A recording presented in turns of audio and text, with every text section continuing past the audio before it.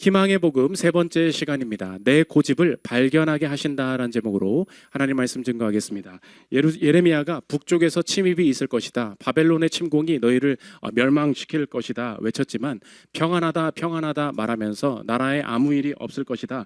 거짓 선지자들의 말만 들으면서 하나님이 주시는 경고를 계속 무시하고 있다. 이것이 오늘 본문에서 기록된 내용이 됩니다. 오늘 본문을 통하여서 하나님께서 우리에게 보여주시는 한 인생의 주제를 우리가 알 수 있는데 그 한 가지 주제는 바로 고집입니다. 우리 인생에 고집 부리면서 하나님의 인도하심과 멀어질 수 있다는 것입니다. 도대체 이 인간의 고집이라는 것이 무엇이고 사람이 얼마나 영적인 존재여서 나는 고집 부리지 않아, 나는 이성적이고 합리적으로 생각하는 사람이야 라고 말하지만 하나님을 경외하지 않을 때 인간의 판단이 하나님 앞에서 얼마나 고집스러워질 수 있는지, 그리고 그 고집이 스스로를 어떻게 멸망으로 몰고 가는지, 그리고 그 멸망 중에서도 하나님께서 그 고집마저 사용하셔서 사람을 어떻게 건지시는지 고집을 통한 하나님의 일하심을 살피는 시간 갖도록 하겠습니다. 세 가지로 나눠서 살피겠습니다. 첫째로 살필 것은 고집의 발견입니다. 오늘 나팔을 분다, 경고가 있을 것이다. 그런데 그것이 소용이 없다. 예레미야가 이야기하고 있습니다. 4장 5절 6절 보십시오.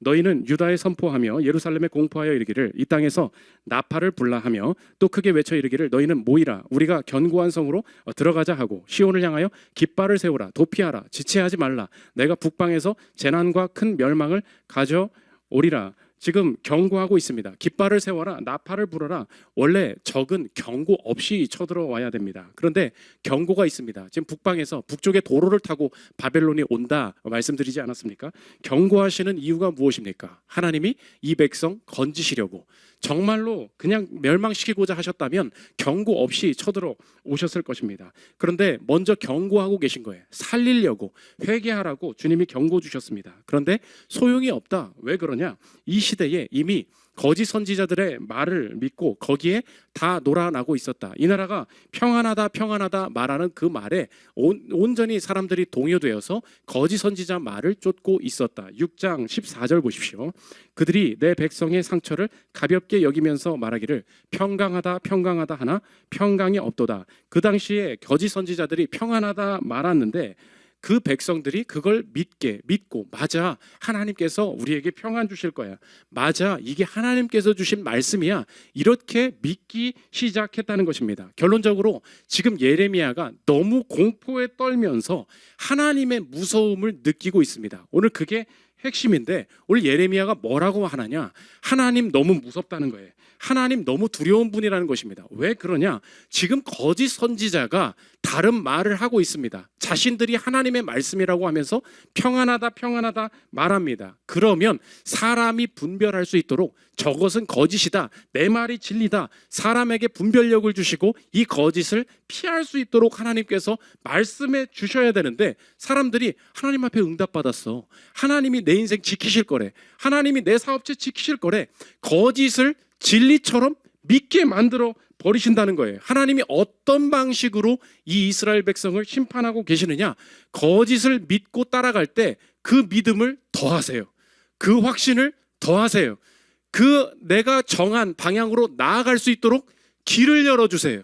더 열심히 가라고 확신과 격려까지 주시면서 절대로 하나님의 진리 가운데 나아가지 못하도록 하나님이 의도적으로 그들을 방치시키고 계시다.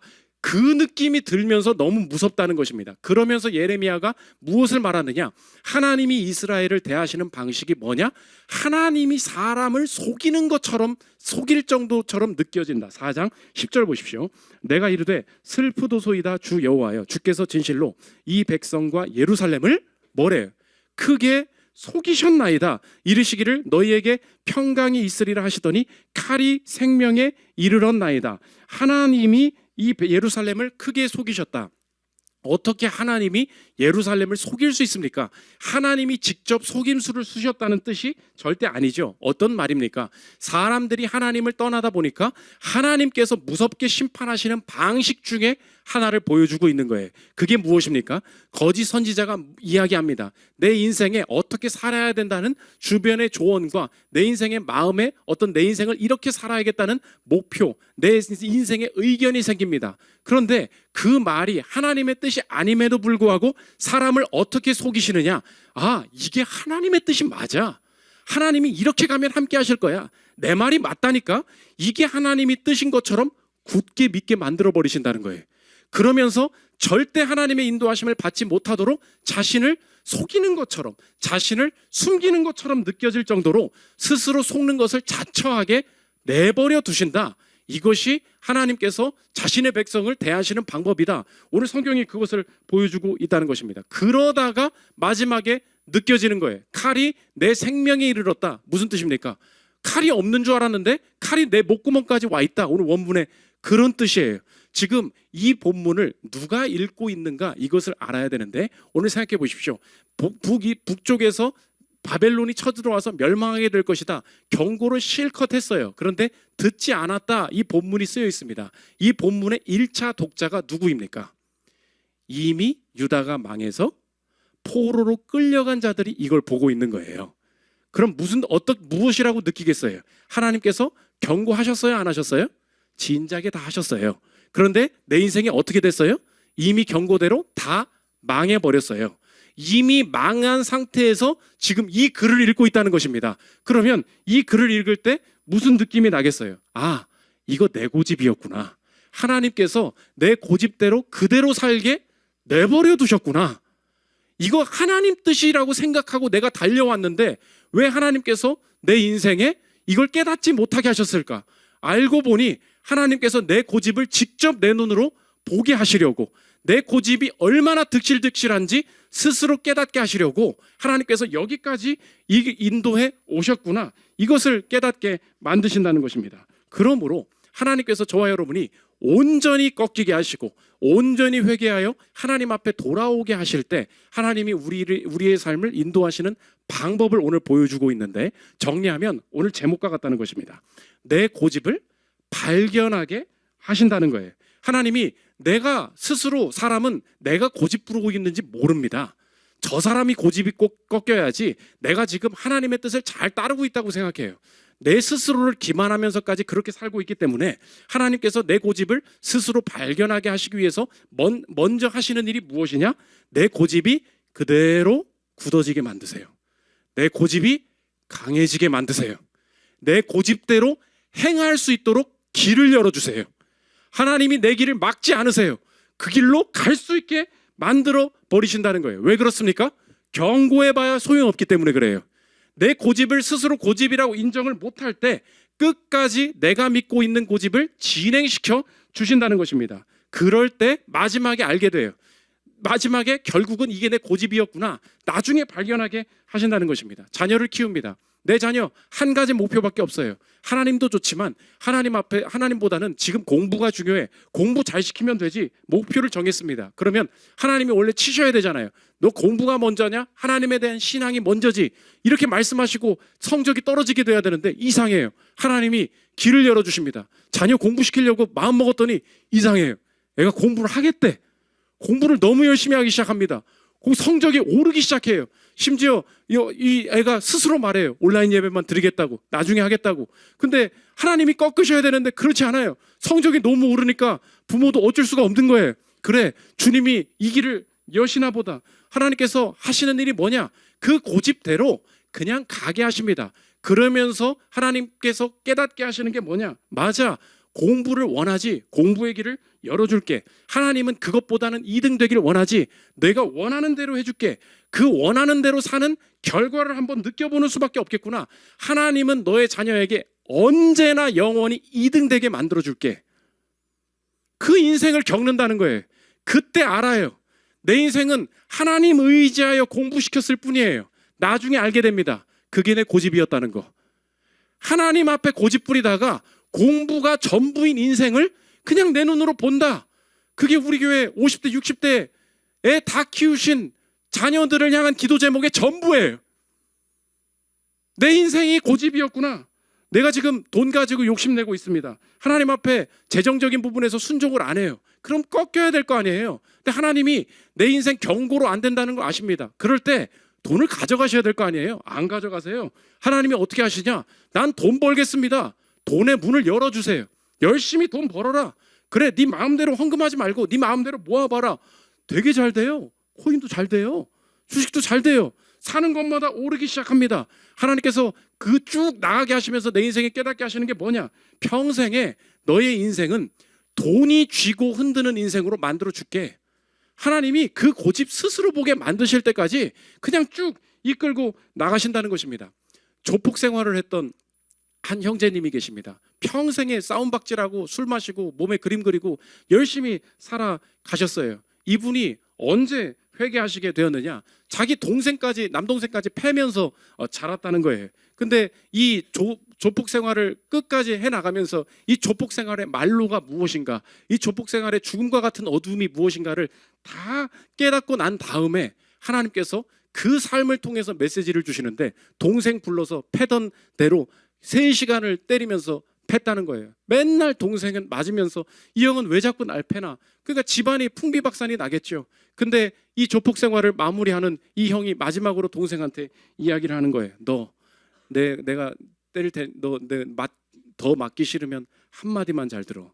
너 내 말 이 한마디는 꼭 들어. 너 꼭 교회 가라. 그랬다는 거예요.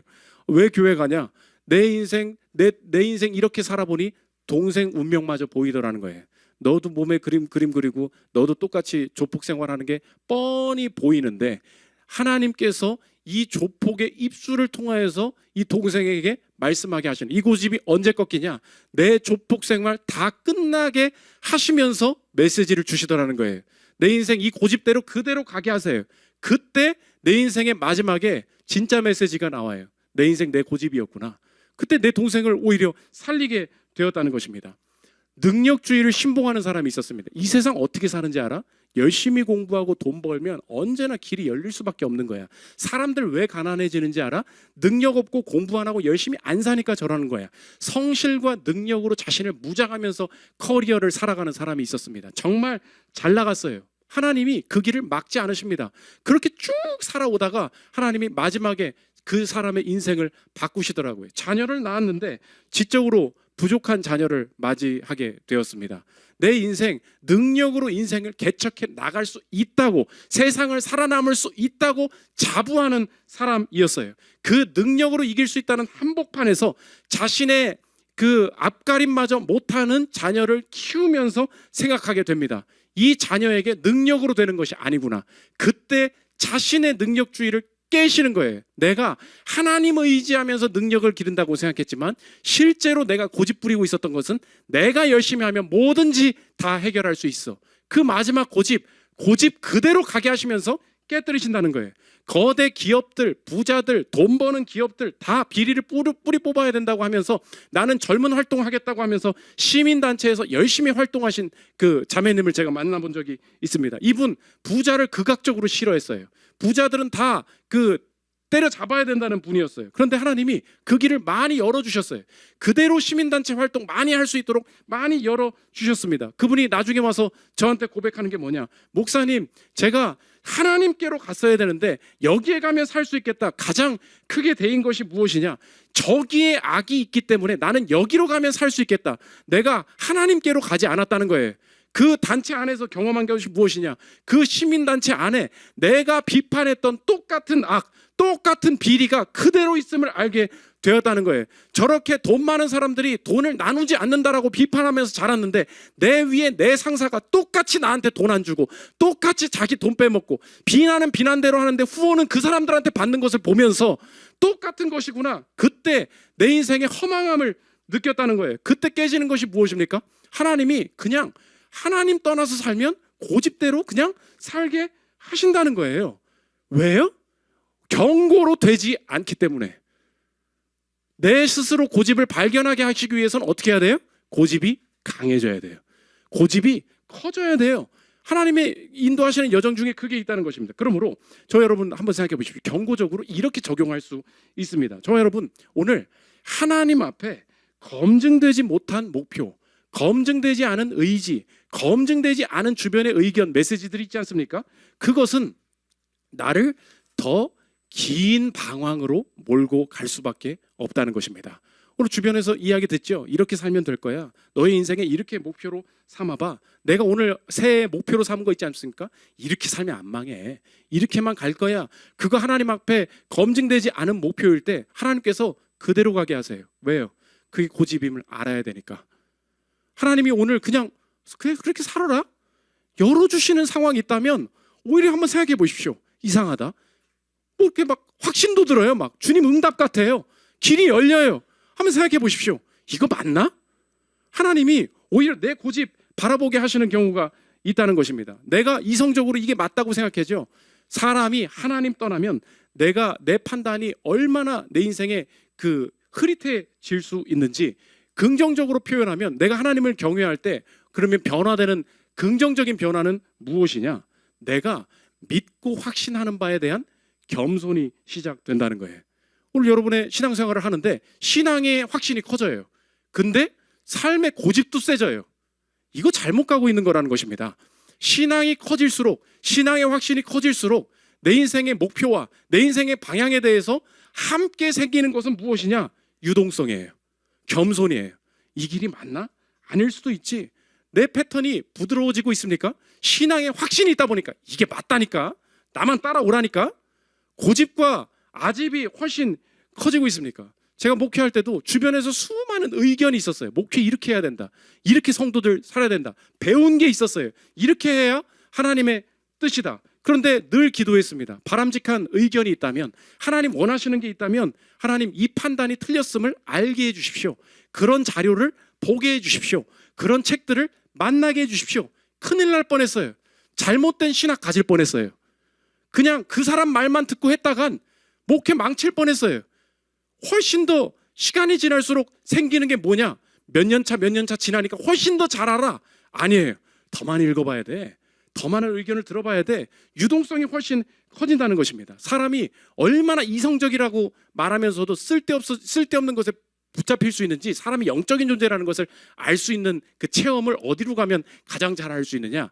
도박판 가면 그걸 가장 잘 알 수 있다고 합니다. 근데 도박판 중에서도 그 우상의 끝판왕에는 그 끝판왕이 다 어디에 모여 있느냐? 마카오에 다 모여 있다는 거예요. 마리아 코니코바라고 블러프라는 책을 쓰신 분인데 그 책에 보면 이분이 심리학자였어요. 근데 카드 한 벌에 몇 장인지도 모르는 이 여자가 포커나 좀 한번 쳐볼까? 포커를 배우기 시작한 거예요. 그런데 카드 몇 장인지도 모르는데 1년 만에 세계 챔피언을 한 거야. 어마어마한 사람이죠. 자기가 포커를 배우고 나니까 이 포커의 핵심은 뭐냐? 이 포커 수학이라는 거예요. 이 포커는 확률이라는 거예요. 그래서 냉철하게 이 확률적인 게임에 나를 갈아넣지 않으면 자신의 인생이 혹해서 대박 날 것 같은데 여기에 다 혹한다는 거예요. 그래서 철저하게 수학에 머물러 있어야 된다. 그런데 사람이 그렇게 되냐? 사람은 절대 이성적인 동물이 아니다. 수학자 프린스턴 나온 사람들까지도 실제로 결정을 어떻게 내리는지를 알고 싶으면 누가 마카오를 가보라는 거예요. 자기가 마카오 가본 얘기를 거기 써놓은 거예요. 내 친구 수학 교수라는 거예요. 그런데 어떻게 포커를 치고 있느냐? 사람은 허망하다는 거예요. 들어보십시오.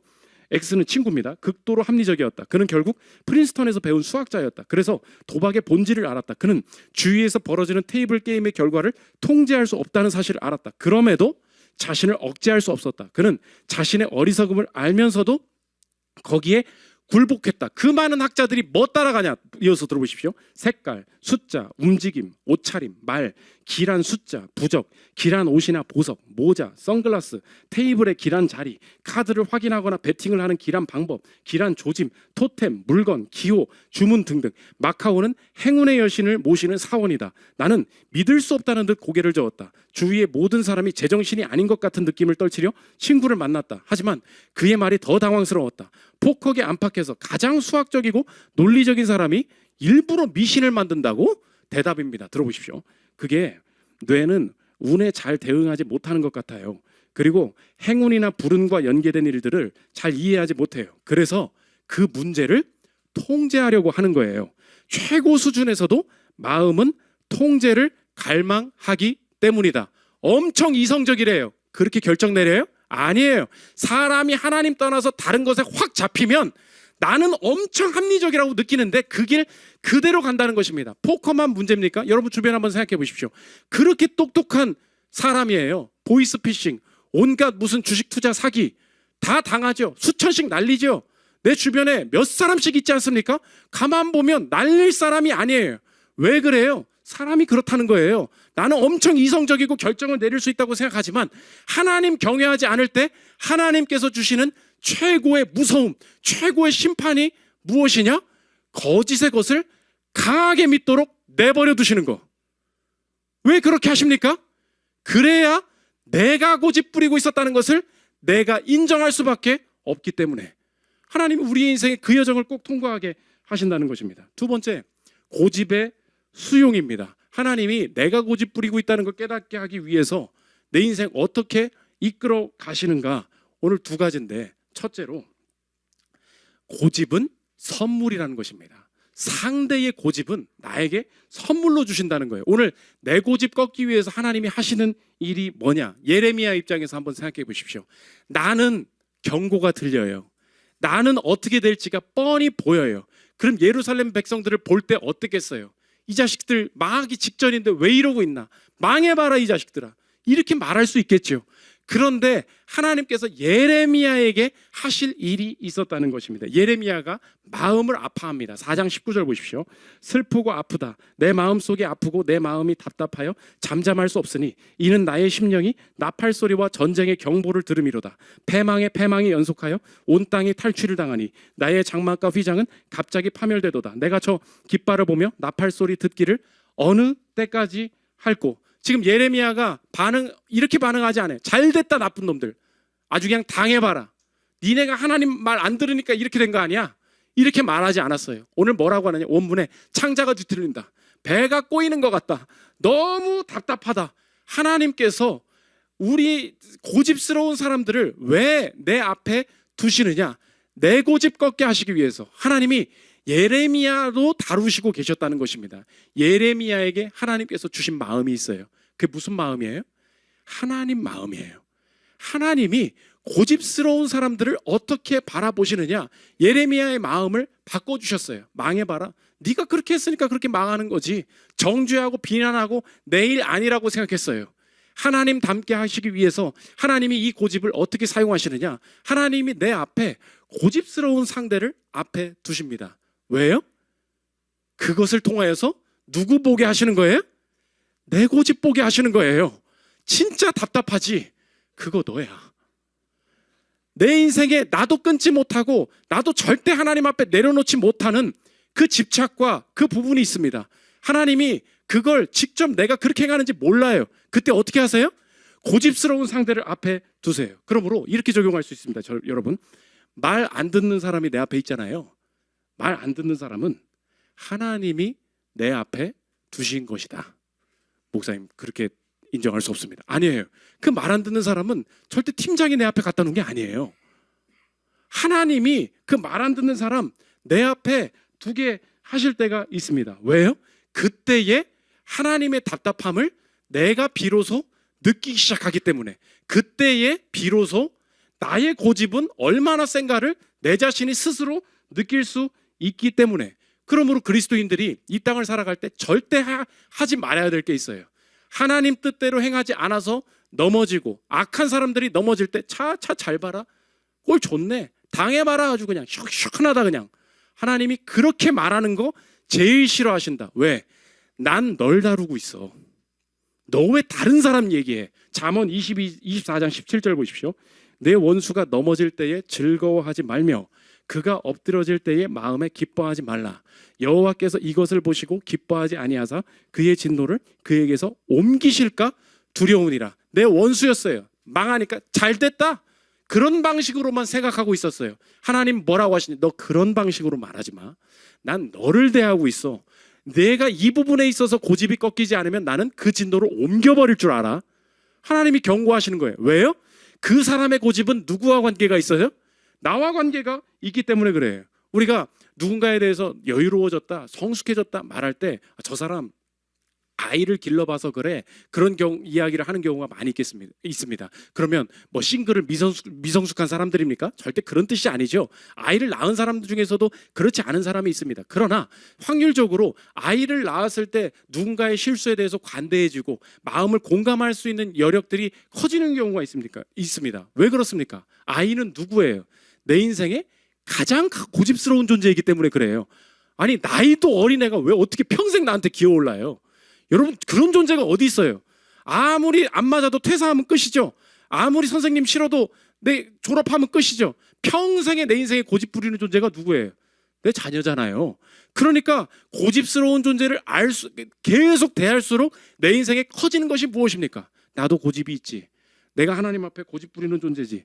알게 된다는 것입니다. 저도 목사 되고 나서 목사 초년차에 여러분, 직업이 전문화가 되면 내 인생 딱 봐도 뭔가 보이는 게 있거든요. 여러분도 각자의 전문성이 가지고 계시지 않습니까? 그러면 연차가 쌓이면 감각이 생기죠. 어느 분은 맛집 찾아 돌아다니시는 분인데 뭐라 그러냐면 간판만 봐도 맛집인 걸 알겠대.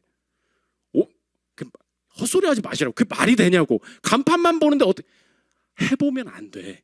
안 돼. 그냥 몇 년 이걸 하면은 간판 보면 맛집이네, 이걸 안다는 거예요. 장사하시는 분들 물어보십시오. 여러분은 모르는데 알죠? 딱 오면 눈 딱 마주치면 이 사람 이 물건 살지 안 살지 보인대. 아유, 이상한 소리 하지 마요. 아니래, 맞대. 진짜 사가. 그죠? 공인중개사들도 다 안되잖아요. 얘가 임장으로 온 사람인지 집사로 온 사람인지 다 안다는 거예요. 목사도 알아요. 뭘 아냐? 딱 보면 이 사람 저 죄 때문에 하나님이 다루시겠군, 하나님이 저것 때문에 곧 힘들어지겠군, 이게 보여요. 목회 초년차 때 어떻게 했느냐? 망해봐라. 아주 그냥 말 안 들어봐라. 그냥 하나님 앞에 호되게 당할 거다. 아주 그냥 정죄하고 비난하고 망하면 그 다음에 그럴 줄 알았어. 그러고 살았어요. 근데 하나님이 말 안 듣는 성도를 더 보내주셔. 더 많이 보내주셔. 말 안 듣는 성도만 보내주셔. 그때 하나님이 알게 하세요. 하나님이 하시려고 한 게 뭐냐? 내 마음 고치시려는 거예요. 하나님이 나에게 고집스러운 내 마음에 하나님 마음 부어주시려고. 목회의 연륜을 나가면서 바뀌게 된 게 뭔지 아십니까? 저 사람 죄예요. 근데 기도 제목을 놓고 같이 기도하잖아요. 내 인생에 내가 기도하는데 갑자기 눈물이 나요. 아니, 저 사람이 잘못해서 저 사람이 망하는 거예요. 근데 그렇지가 않아요. 하나님, 저거 어떡하죠? 저거 돌이켜야 되는데 하나님 힘 주십시오. 하나님 깨닫게 해주십시오. 내 인생에 피해가 없어요. 내가 잘못될 게 하나도 없다고. 근데 내가 같이 그걸 끌어안고 고통당하게 하세요. 내가 답답해. 저 남친 저거 헤어져야 되는데 저거 망하는데 저거 결혼하면 망하는데 막 그래요. 아니, 결혼하들 만들 무슨 상관이? 아니에요. 진짜 제가 처음이에요. 어떻게 남의 결혼을 가지고 눈물을 흘릴 수 있는가? 내 마음엔 없는 마음이었어요. 저 사람이 취업이 못하는 게 무슨 상관이에요? 근데 그 사람 이름을 딱 부르잖아요. 눈물이 나요. 어떡하죠, 하나님? 그 사람 가정을 놓고 기도를 하잖아요. 눈물이 나요. 잘하고 있는 가정이 아니에요. 아주 그냥 내 성격이랑 너무 안 맞는 가정이라고. 근데 하나님이 눈물을 주세요. 이거 뭐예요? 말 안 듣는 사람을 누가 두신 거예요? 하나님이 내 앞에 두신 거예요. 하나님이 그 마음 알고 내 고집 꺾으시고 그 마음 내게 부어주시려고 하나님이 행하신다는 것입니다. 두 번째, 증거는 생명이라는 것입니다. 오늘 이렇게 고집스러운 이스라엘 백성들, 그래서 지금 오늘 어디서 읽고 있다 그랬어요? 포로로 잡혀가서 이걸 읽고 있다고. 느낌이 어떻겠어요? 다 써 있었네. 망했네. 그대로 됐네. 야, 우리나라 망했다. 이거 끌려온 거 봐. 우리 망했어. 이렇게 읽고 있었을 거 아니에요. 그런데 이 경고를 자세히 읽어보니까 하나님이 이 고집을 그대로 진행시키시고 그대로 망하게 하시는 이 과정에서도 하나님이 소망을 가지고 계셨음을 오늘 도처에 숨겨져 있는데 계속해서 반복되는 것이 무엇이냐? 무너뜨릴 거야. 근데 진멸하지 않을 거야. 무너뜨릴 거야. 근데 진멸하지 않을 거야. 4장 27절 보십시오. 여호와께서 이와 같이 말씀하시길 이 온 땅이 황폐할 것이나 내가 진멸하지는 아니할 것이며. 5장 10절 보십시오. 너희는 그 성벽에 올라가 무너뜨리되 뭐래요? 다 무너뜨리지 말고 그 가지만 꺾어버리라. 여호와의 것이 아님이니라. 5장 18절 보십시오. 여호와의 말씀이니라. 그때에도 내가 너희를 진멸하지는 아니하리라. 무슨 뜻입니까? 이 모든 심판의 목적이 다 망하게 만들어 버리는 것이다. 아니에요. 절대 진멸하지는 아니하리라. 목적이 무엇입니까? 궁극적으로 다시 회복시키고 세우시려는 계획이 있는 것이다. 그러므로 좋아요 여러분, 내가 고집스럽게 살아온 삶의 결과를 오늘 마주하고 있지 않습니까? 그때에 오늘 내 인생 하나님께서 이 사업장에 계속 함께 하실까? 하나님께서 내 이 지난 날이 이렇게 살아왔음에도 불구하고 내 사업과 우리 가정과 내 커리어에 여전히 하나님께서 일하실까? 그 증거를 어떻게 찾을 수 있습니까? 오늘 말씀이에요. 증거는 생명이라는 거예요. 생명이 뭐냐? 이렇게 적용하십시오. 하나님께서 이렇게 고집대로 살게 하시고도 살려주신 부분이 있습니까? 오늘 하나님께서 나를 망하게 하실 거라면 진작 망하게 하셨어요. 죽이실 거라면 진작 죽이셨어요. 이 가정 깨지게 하실 거라면 진작 깨지게 하셨어요. 이 방황하는 자녀 주님이 데려가실 거라면 진작 데려가셨다고. 근데 이렇게 술 마시고 방황하면서도 내 자녀 아직도 내 집에 있죠? 그죠? 이 사업장 망할 것 같은데 어떻게 또 계속 되죠? 그러면 어디서 증거를 찾느냐? 증거는 생명이라는 거예요. 이렇게 적용해 보십시오. 살려주셨습니까? 그러면 하나님께서 계속 살리시겠다는 약속으로 받으십시오. 오늘 하나님께서 내게 주시는 약속이 그거예요. 내 고집 내가 알죠? 이렇게 망쳐놨죠? 돈 다 날렸죠? 커리어 꼬였죠? 어떻게 해야 될지 모르겠죠? 여기까지 왔죠? 그때 느껴지는 게 무엇입니까? 아, 살아봐야 의미 없어. 이거 더 해봐야 의미 있나? 이 자녀가 뭐 돌아올 가능성이 있나? 내 인생의 판단이 뭐예요? 앞으로 남은 게 없다는 거예요. 왜? 망한 게 많거든. 손해본 게 많거든. 이런 기회가 많거든. 근데 하나님이 어떤 증거를 주십니까? 다 진멸하지는 않겠다. 이걸 우리에게 어떤 약속으로 받아야 돼요? 하나님께서 여러분의 삶에 조그만 것이라도 생명을 남겨두신 게 있다면 그 남겨두신 것을 볼 때 하나님의 메시지로 받으라고요. 메시지가 뭐예요? 하나님께서 나를 살리실 거라는 약속이에요. 계속 가게 하실 거라는 약속이에요. 나 죽이실 줄 알았어요. 근데 그렇게 온갖 거 수술하고 또 나와. 어떻게 또 숨이 쉬어져? 우리 교회도 그래요. 저분 천국 가실 수도 있겠다. 장례를 준비해야 될 수도 있겠다. 아니에요. 다시 나오세요. 그럴 때 이거 고쳐가지고 나 이거 이렇게 살아서 뭐하나? 아니에요. 하나님이 호흡 붙여주셨다면 살아보라고 하시는 하나님 기회인 줄 믿습니다. 오늘 내 인생의 매출 망했으면 진작 망했어요. 근데 하나님이 이렇게 진행되게 하시잖아요. 여러분 이렇게 생각하십시오. 유지되게 하신다면, 생명이 계속 붙어있다면, 죽지 않게 하신다면 살아보라고 하시는 거예요. 하나님이 이 여정 중에서 살아보게 하시겠다. 하나님이 주시는 기회라는 것입니다. 오늘 절대 낙심하지 마십시오. 여기에 우리의 소망이 있어요. 내 고집 부려서 여기까지 왔죠. 이 가정, 이 자녀, 내가 볼 때는 안 변할 것 같죠. 생명 붙어 있다면 이렇게 확신하십시오. 하나님이 결국 돌아오게 하시겠다는 뜻이구나. 하나님이 이 사업체 통해서 하실 일이 있다는 뜻이구나. 하나님이 내 인생에 남은 건강을 가지고도 하나님 하실 일이 있다는 뜻이구나. 거기서 자신감 가지고 일어서야 된다는 것입니다. 명심하십시오. 세상이 여러분을 무너뜨릴 수 없어요. 하나님이 무너뜨리시는 거예요. 하나님이 무너뜨리시고 남겨두셨을 때 확신하십시오. 세상이 우리를 진멸시킬 수 없어요. 하나님이 세우시면 우리 가정 다시 일어날 수 있다는 것입니다. 증거는 생명이에요. 남아있는 것, 진멸하지 않은 것이 있다면 하나님 내 인생에 여기 소망이 있음을 믿습니다. 이거 붙들고 계속 가보겠습니다. 살아볼 희망이 있다는 것입니다. 마지막 세 번째, 고집의 활용입니다. 인간의 고집이 얼마나 지독한지, 인간이 고집 부리다가 결국 망하게 되는 게 무엇입니까? 그 죽음이죠. 아까 그 포커 얘기하지 않았습니까? 포커하는 사람들이 말한다는 거예요. 인간 냉철해야 돼, 수학적이어야 돼, 합리적으로 판단해야 돼. 그렇게 말하는 사람도, 말하는 이 작가가 뭐라 그러냐, 인생은 포커가 아니라는 거예요. 합리적으로 살면 될 것 같니? 인생의 마지막에 무엇이 있는데? 들어보십시오. 삶에서는 게임에서 파생된 규칙들이 예측할 수 없는 방식으로 무너질 수 있기 때문이다. 게임은 너무 단순화되어 있다. 삶은 온갖 일을 갑작스레 일으켜 신중한 계산을 쓸모없게 만든다. 삶은 우리의 감정이나 대응 속에서 혹은 강압적인 방식으로 언제나 포커 테이블로 난입한다. 포커에서 진짜 삶은 다르다는 거예요. 그해 여름 지진이 나서 토너먼트가 잠시 중단되었다.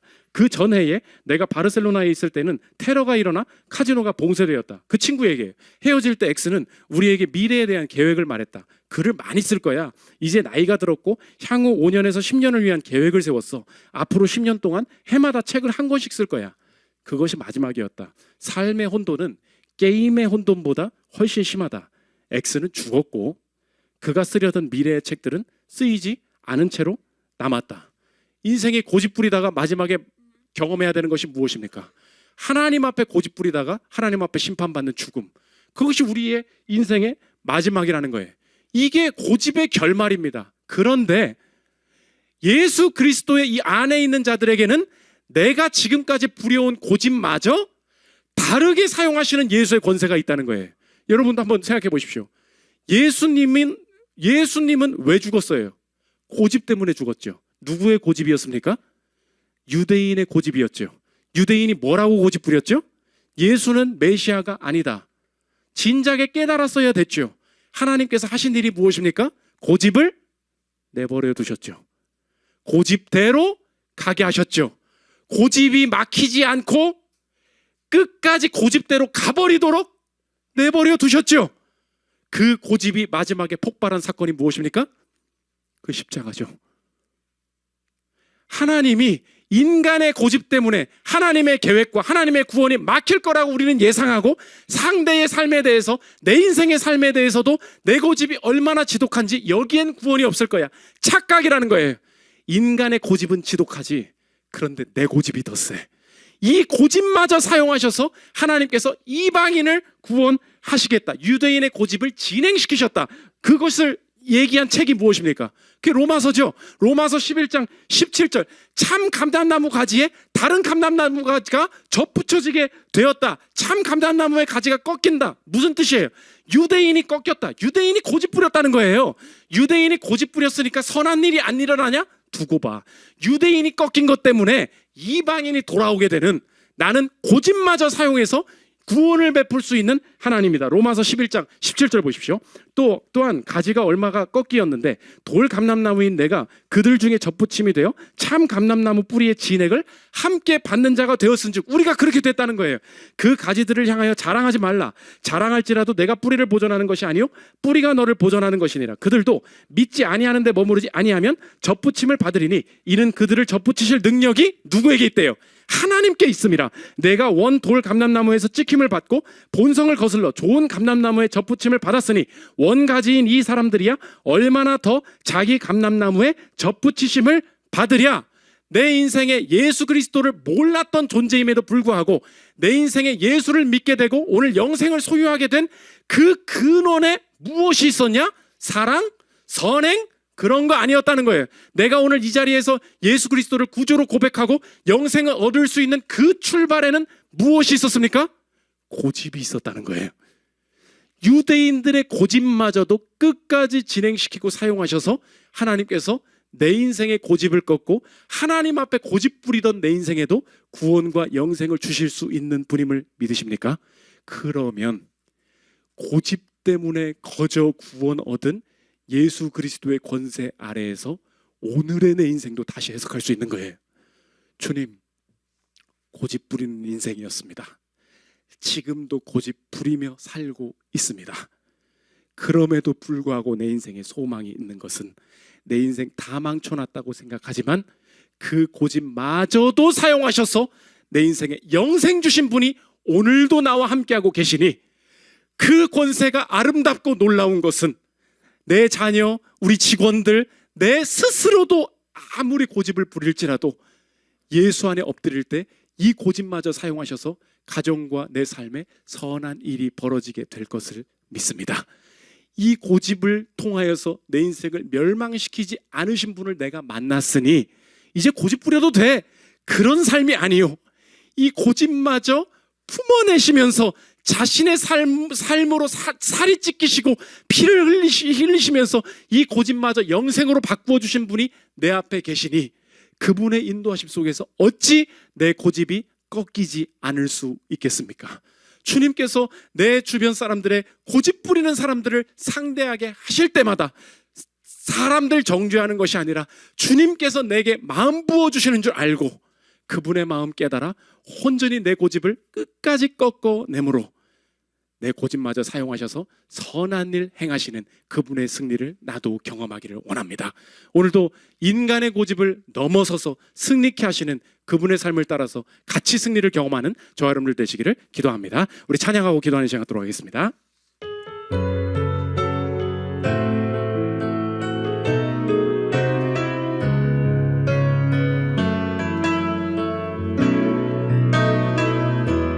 은혜로 날 보듬으시고 은혜로 날 보듬으시고 사랑으로 품어주셔도 내 마음 한 자락도 지키지 못하는 이 모습 부끄럽습니다. 따스한 곁을 내어주신 주님 앞에 나아갑니다. 표현 못할 긍휼로 나를 붙드시는 주 이름만 바라봅니다. 매일 마주한 슬픔을 견뎌나가며 주 예수의 마음을 닮아가네. 두려운 걸음마다 주가 동행하니 주 의지하여 오늘을 걷네. 주의 신실한 소망을 깊이 담으며 주 예수의 풍요를 채워가네. 하나님의 자녀로 명예 지켜가며 깊어진 삶을 주께 드리네. 우리 주간 공동체 기도 읽고 기도하는 시간 갖도록 하겠습니다. 우리 주보와 PPT에 나와 있습니다.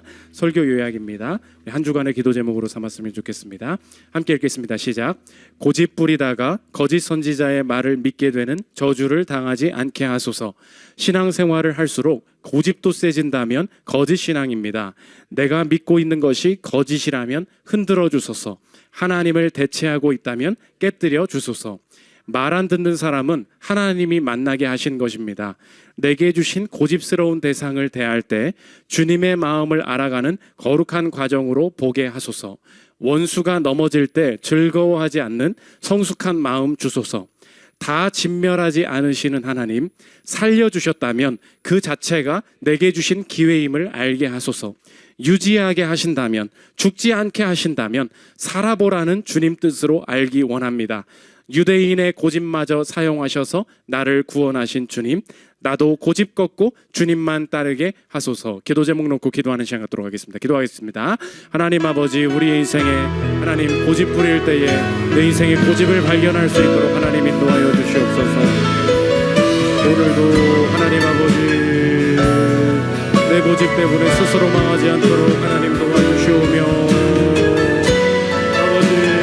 내가 믿고 있는 것이 거짓이라면 하나님 아버지 빠르게 흔들어 주시고 스스로 기만하지 않도록 하나님 고집도 온전히 힘들 수 있도록 주님 도와주시옵소서. 나의 고집 꺾으시는 주님, 고집스러운 상대를 만날 때마다 내게 부어주시는 마음에 집중하기를 원합니다. 하나님, 오늘도 하나님께서 그 사람 내 앞에 두신 줄 알고 고집이 꺾이지 않을 때 오늘도 내 인생에 꺾이지 않는 고집을 다루시는 하나님의 사랑과 그분의 인내를 온전히 경험할 수 있도록 주님 도와주시옵소서. 하나님 살려주셨다면 그 자체를 하나님 주시는 응답으로 보기를 원합니다. 고집 부렸음에도 불구하고 생명을 남겨주셨고 인생을 남겨주셨고 하나님 계속 유지하게 하시는 것들이 있다면 하나님 여전히 나의 인생에 소망을 품고 계심을 알고 유대인의 고집마저 사용하셔서 내게 구원 베푸신 하나님, 오늘도 나도 고집을 품어내고 온전히 하나님 앞에 나아가기를 원합니다. 주여, 오늘도 나의 고집을 품어내신 예수님 앞에서 하나님 아버지 내 고집 꺾을 수 있도록 주님 도와주시고 내 인생의 허망함과 고집 부리는 모든 지난날의 여정들마저 하나님께서 사용하셔서 우리 가정과 내 인생에 선한 일 행하실 것을 믿고 오늘도 하나님 아버지 하나님의 사랑과 그 고집이 더 강력함을 깨닫고 하나님 그분의 내 삶을 일탁할 수 있도록 도와주시옵소서. 매일 마주한 슬픔을 견뎌나가며 주 예수의 마음을 닮아가네. 두려운 걸음마다 주가 동해 가니 주 의지하며 오늘을 걷네.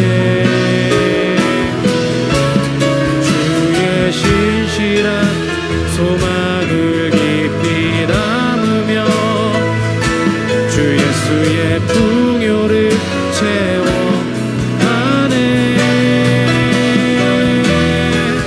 하나님의 자녀로 명예 지켜가며 깊어진 삶을 주께 드리네. 자, 기도하겠습니다. 하나님, 우리 고집 얼마나 센지 그대로 가면 죽음이었는데 하나님 우리 고집마저 사용하셔서 오늘도 나에게 구원 베푸신 주님 앞에 내 인생 드리기를 원합니다. 하나님, 아무리 고집 부리는 인생이었어도 그 모든 지난날의 고집마저 사용하셔서 선한 일 열어주실 예수 그리스도의 권세를 신뢰합니다. 하나님, 오늘도 남겨주신 부분들이 있다면 증거는 생명인 줄 알고 생명 있는 곳에 하나님께서 소망 주신 줄 알고 잘 살아보기를 원합니다. 유지하게 하신 것, 생명 붙여주신 것, 또 하나님 계속 가게 하신 것, 하나님 주신 기회인 줄 알고 나머지 내 생명을 통하여서도 하나님 하실 일이 있음을 알고 살아낼 수 있도록 주님 도와주시옵소서. 하나님, 인생의 여정 중에 고집 꺾어주시고 우리의 고집마저 품으신 예수 안에서 하나님 앞에 순종함으로 우리의 가정과 내 남은 인생이 살아나는 역사가 경험되도록 축복하여 주옵소서. 감사드리며 예수 그리스도의 이름으로 기도합니다. 아멘.